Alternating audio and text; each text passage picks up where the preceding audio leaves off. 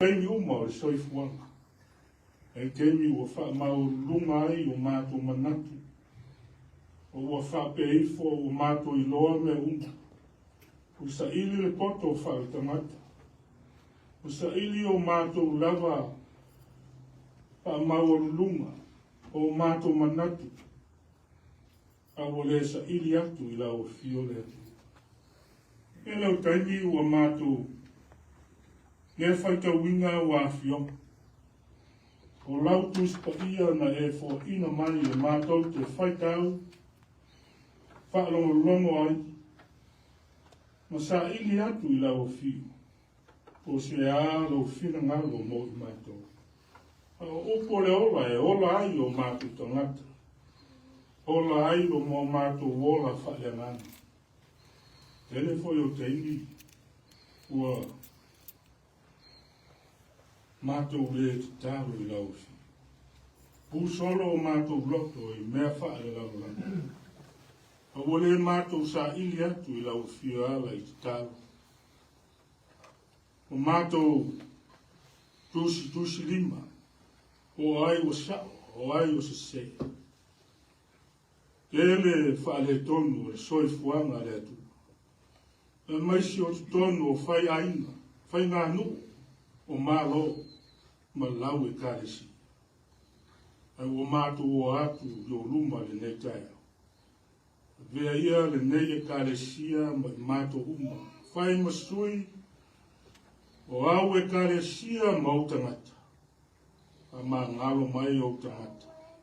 A mā ngalo mai lau e karesia. A mā ngalo mai i mātou uma lava lele ia. O i ngata ngasala lava i mātou. Ve ia le maliu ma le toe soifua manu malo Yesu.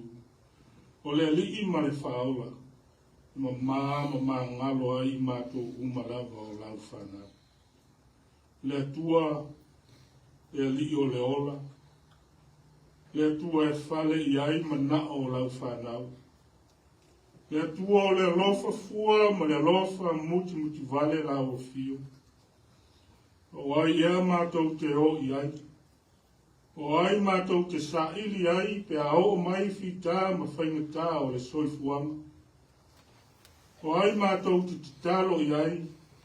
Ia mātou mana onga o me mana nao i ai o mātou tangata. Na ia wha ato toa ai o mātou wola. Ia atu nu e mamau. Na ia atu nu o lo mātou au maua. Wa nao lau o fio lava le atu. Le atua e ona le malosi o malaka.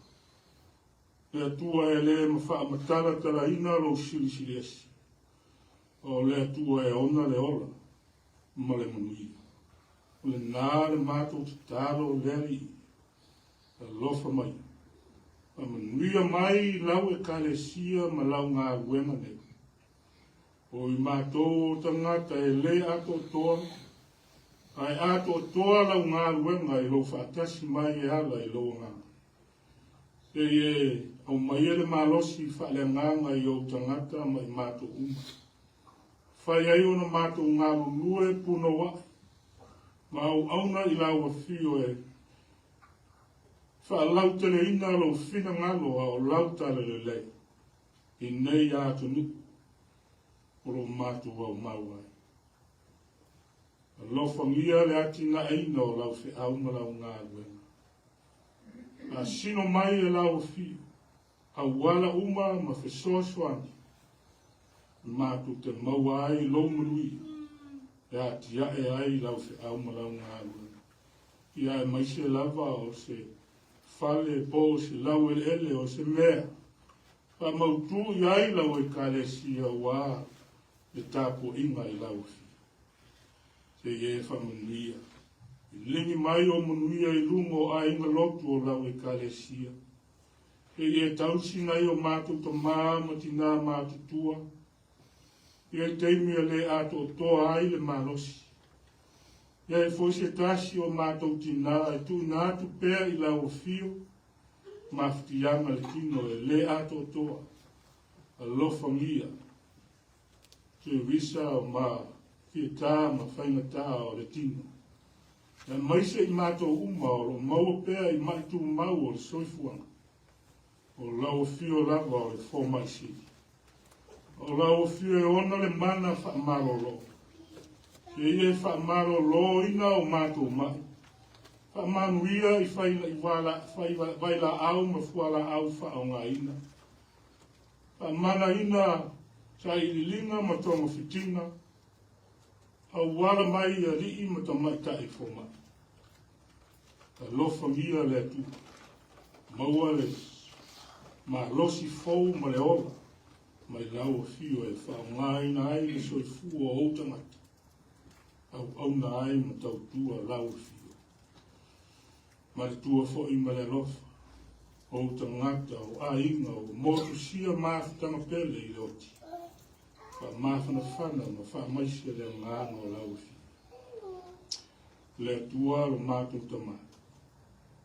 Ia ise mea e lilo I lau se le whanga pai. E taua inga o mālo. E tangata fia pule le soifua ma le olo o tangata. E wha maua lunga ma le wha sausili o le tangata. Musu inga e loa nganga e leli. Ta I uma o whainga mālo, ma whainga nu. Ia la ngona ina. Lea nganga o lea lofa ma le wha maonu.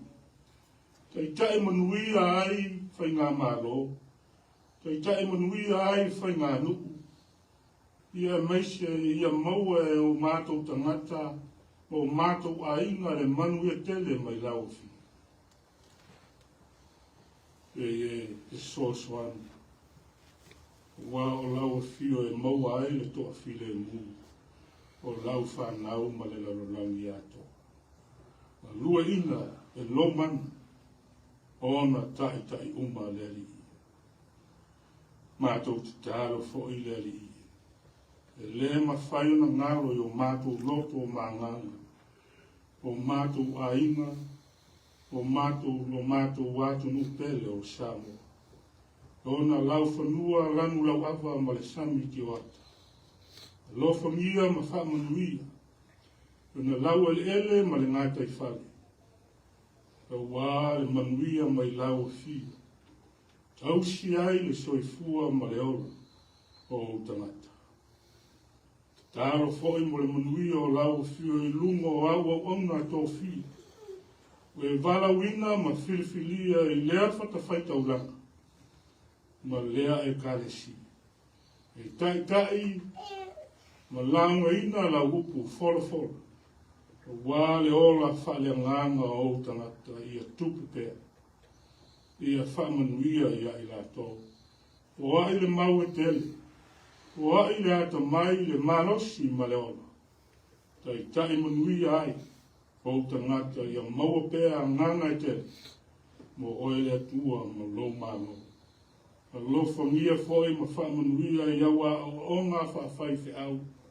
Lo au tau wina ai lau whanau wa au tau. Wā lau tala le lei ia Iesu te wisu. Whamanuia ia lātou tau ma whaina. Whamanuia fo I au au na o lo wa au ina. Lau whanau wa au tau. Whamanuia lo lātou ngā ruenga a wa au leli. Whamanuia lau ngā ruenga whamisi o nale le lo rangi ato. Maua pēa e au au na lo nganga. Whamaoni ma le whātua tū. A wā le tala ina o lau tala le lei le lalo langi ato. Ia ai e ino ma fuafuanga. O fuanga lau e kālesia mo le nāwa yasu. A lofa ngia e lau fio. Whātau nuina manuia. Tau nuina ma le manuia. Iwi ia e pēa lau fio. Fuafuanga foi a lau pulenga mo le matanga ruenga mo le nāma sina fo. A wali tia e lau fio me uma le atuai. E manuia ai, whātere ina pēa le vi inga o lau fio. Mātou tālo foi ma tālo sia. Lau whanau ma o tangata. O loo fia ai ma fia feini. E ai ni mea no nofo ai o lo mawhatia. So se vai pang noa le lalo rangi le atua. Nā o lau fio e sila fia. na o lau whiu e ono le mana ma le manuia umu. A lofa ngia I lato. Fa mafana fana, fa maisia le nganga ma fa manuia lau whiu. Le alu lau tala le leile ne yasu. I alu ma le mana I tu e fia o le lalolaki.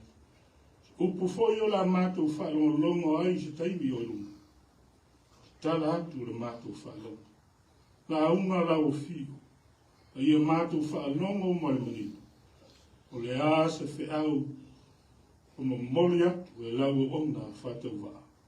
Ia ofi whawa ma te toi foi o mātou wola. O mātou loto. E mātou wola I le ngata o le nei aso. A o aso uma o le mātou wola. O le mātou te taro lea mo le mātou o lenga. O foi nātu le nganga whatutu. Ia whai ai pēa lo lava whina ngalo. Ai aua lava so mātou whatau ana. Lo lava swafa Iesu le li ma le whaola o mātou te taro atua nei. Amen.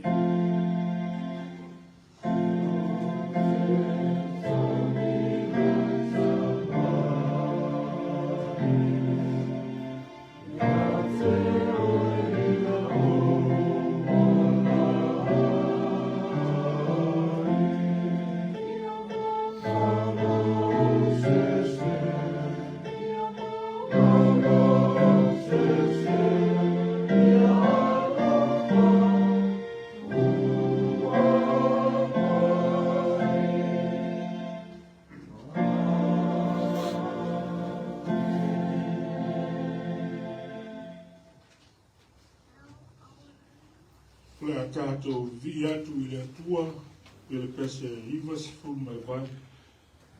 Rivas fulu mai valu le pese.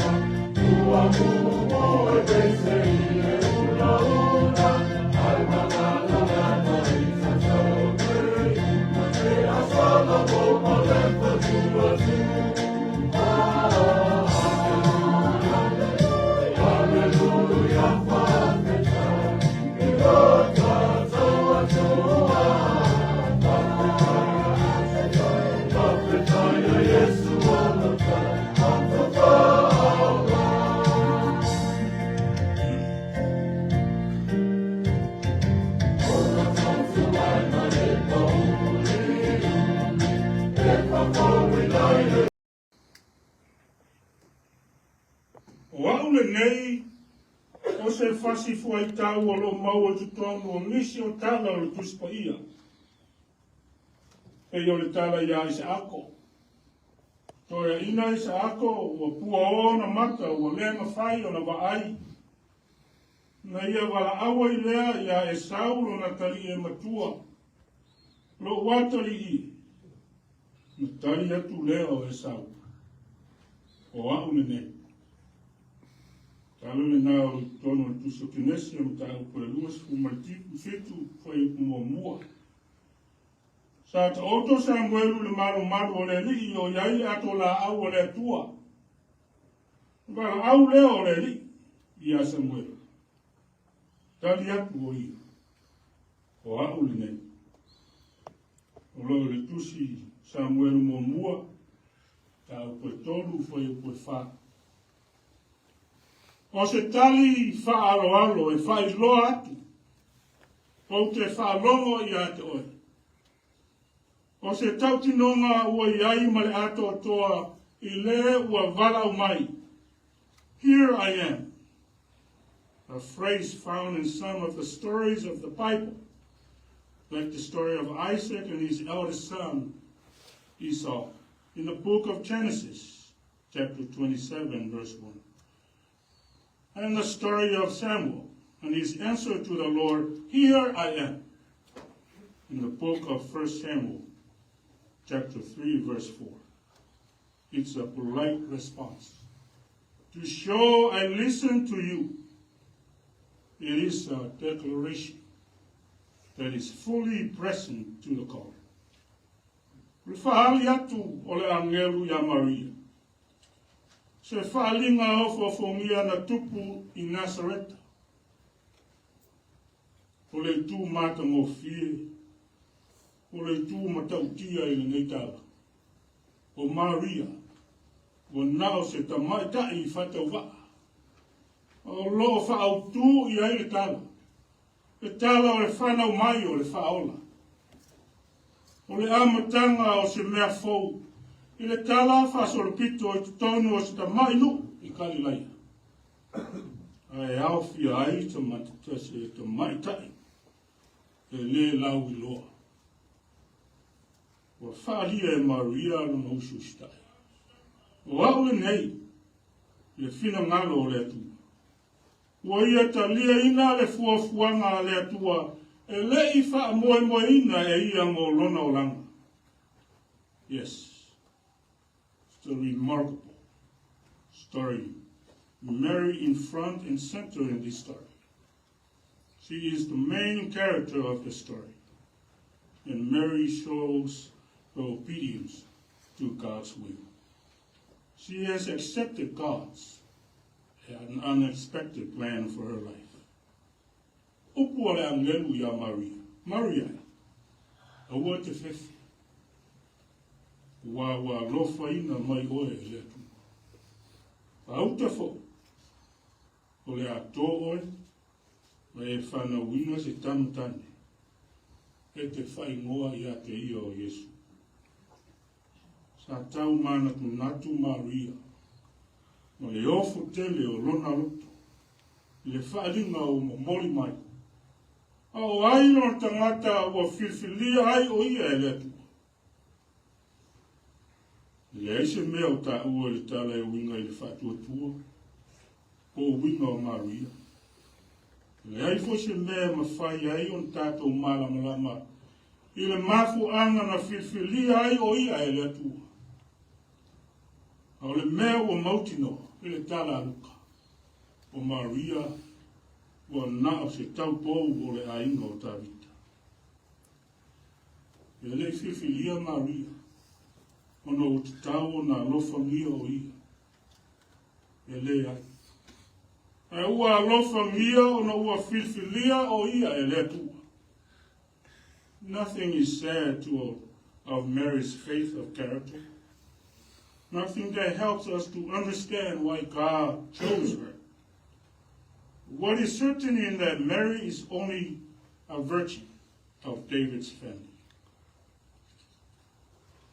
Mary is not chosen because she deserves favor, but is favored because she has been chosen by God. O le folfolanga le angelu ya Maria. Kua whamanatu mai ai ai tātou le whiwhilia o tātou tangata I so se valawina. O le valawina e letu ua te manatu mamaina I ai se tasi. Au le valawina o lo au wai whatasi ma letu. Te o le awhionga letua I a mose. Le la au talatala. O te whatasi ma oi. Ma le whaamauti nonga le li a Jeremia. Aua te whewhe ia te ilatou. Aua o te ia te oe la mea ia te oe. O le Vesilia Maria I ale. A whape whea le mene. Aua o te lei loa se tane. e le whapea, e le tole tonu Maria i le tu. Le winga o le Vasilia Maria, nā te le i loa ina se tāna. Nā te le i whaia fōi ne fiusu a inga mase ta māloa. Ai whape wheo na tō o ia ma whana wina se tama. Tali le ange. Ia fio ifo le nganga pa ia i lunga i atu oe. Wha maru ifo fo i atu oe le mana o le sirisi esi.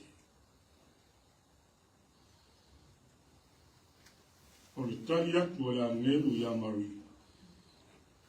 O le tali fo i lea mo tato uma. Ua filfilia ma vala wina e le tu. O ai lava i tato.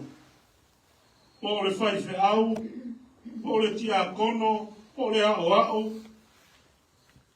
O le mafutanga tinare au taravou le au whaipese. So se vala wina.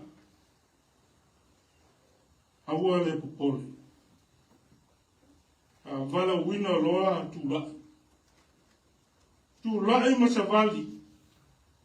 Aua le wha loto lua. A ia tali atu ma le loto ato ato.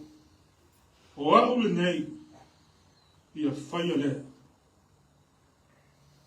O le vala wina o Maria. O le tala o le atua pule au au. E le masu e so inga lona marosi ma lona mamaru. O le atua o vala o mai. A le asa o tali atu. O le atua na whaula inga i tātou i lona alo. E ala i se whawhine. O se tina. O le ale tali a Maria i le amere. What was the Virgin Mary's response to the angel? I am the Lord's servant, Mary answered. May it be to me as you have said. And the angel left her. Whauta awau, nei o le au nā leri. Ia whaia ia te au e tusa ma lau whetaren. Talile nā Maria. Wau le nei. Ia whaia lea. Ia whaia le whina ngalo ronari. Here I am. Let it be. O le to maitai. O nau le loto. E tui na atu lon tangata e le fuafuanga le lii. Mo lona o langa. Ia mao le asuia ai o ia e whaawawau. O le mea mautino. Ia ia Maria. Whai atu ai. Le ai nei meu. Ai le ai. Sa whaatumu ina e le nganga pa ia le loto Maria. Sa ia usta ia le whiau o mamori mai. O lona nau e whaia le whina ngalo o le atua i a te ia. O le usta i fo i lea. O lona loto i lea na whaia o ia.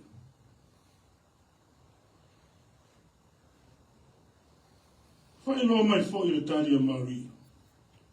Lona nganga viviki. Lona loto o maua lalo ma lona langona o le oli. I le filifilia e le atua o ia. Mo se matafa i oi tā ua i le tala whaso le pito o le whao le tala. Se le mānei. Le mānei o se tala. O se tangata o talia ina le vala au. Le wha linga le ri. E toe viviki. Ma whaafetaia le sili esi. Ono o mea sili o ia whaia. Mo le tangata. E a inga o le atu. E kare sia ma samo uma. O taula lata e le si ui o le neitau sanga. O tātou whainga amalang. O le asea o onga wa maia le neitala mo tātou. e le ai se mea e le mawhaia e le atua. Nothing with God. Ti lo soifua. Ina ia whātau nuina lo na whina ngalo o mo oe. E le asa utali atu i le tu. Talia. Talia ma loto o maulalo. Se vala au. Se whaalinga. Le suinga tele i loo langa e peo mari. I le whātua tua i le li. Ia tu inatu oe lapu. Wow for. Wow miti your dreams. Wow for fuanga your plans. Malotino your part. Ile li. Fai atu iai ile li o aule nei le atua. Ia fai le. Ma nau e muli ma au natu. Ia te ia le mea. E o iai le mawhai. Nisi taimi tātou te taiai ai manu tau. Iai fo taimi mea o soifuanga e fōlinga e whai matao na ausia. Ai a whaatasi ma le tu. Upo al tuspa ia. O ai se whaasanga tau mai. E mawhaia so se le. Ia tātou whātua tua, na tali tonu i wholwholanga a rea tua.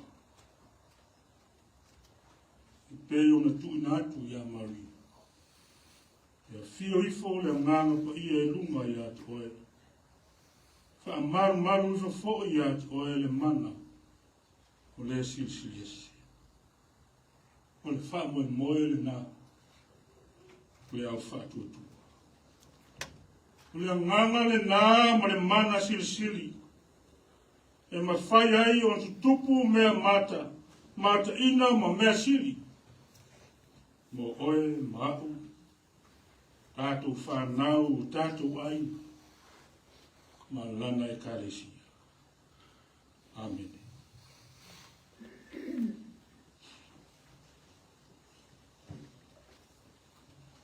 Ia tātou vi atu, i le atua i le pese, lua se lau, lua se fuma le lima. Lua se lau, lua se fuma le lima le pese.